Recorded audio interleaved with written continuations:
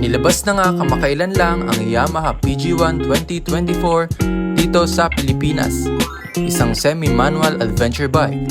Ang motorsiklong ito ay hindi lamang nagdudulot ng kaginhawaan kapag naglalakbay sa syudad.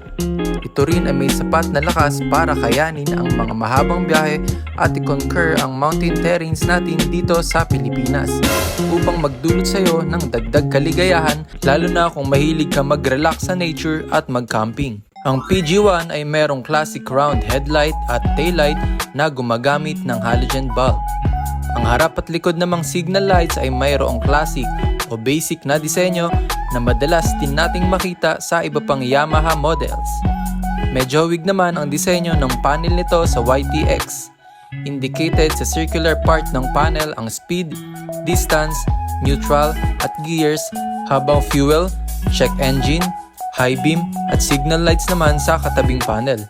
Ang kabuuang detalye, disenyo na makikita sa side at body nito ay inspired di umano sa XSR model ng Yamaha, dahilan para magdagdag ng strong nostalgic inspiration na talagang swak na swak sa adventure looks nito. Maangas na view naman ang makikita natin sa front shocks nito, dulot ng pinaghalong shiny metal layer at matte black painted fork layer.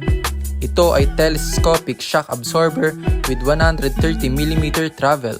Double spring type naman ang rear shock nito with 109mm travel. Sunod naman ay ang very aggressive off-road tires nito na dinisenyo para pumalag sa malabundok na terrain ng Pilipinas, mapa city man o probinsya.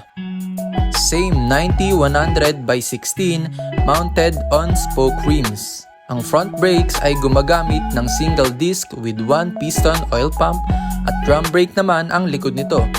Seat height is about 795mm na medyo challenging para sa mga tulad kong 6'4", minus 12 inches ang height.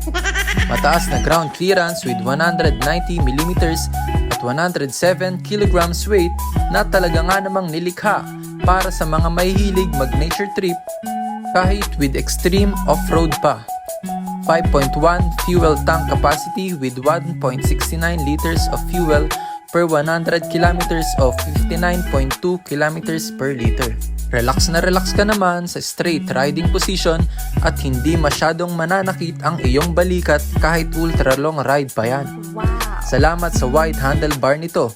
Eterno pa sa malambot na upuan with a classic brown leather design na magkahiwalay para sa rider at passenger ay talaga nga namang maximum comfort riding experience ang gustong ihandog ng motorsiklong ito. Ang Yamaha PG1 o Playful Gear 115 ay equipped ng 2 valves, 4-stroke, single overhead cam, single cylinder, air-cooled engine. Maximum capacity ay 6.6 kilowatts at 7,000 RPM. Maximum torque reaches 9.5 Newton meters at 5,500 RPM, 113.7cc at 4-speed gearbox. At ang pinakahihintay ng lahat ay ang presyo. Yamaha PG1 suggested retail price is 96,400 pesos. Ngayon, kung sulit ba o hindi, well, para sa akin ay depende na lang yan sa gumagamit at paggagamitan ng mga consumers.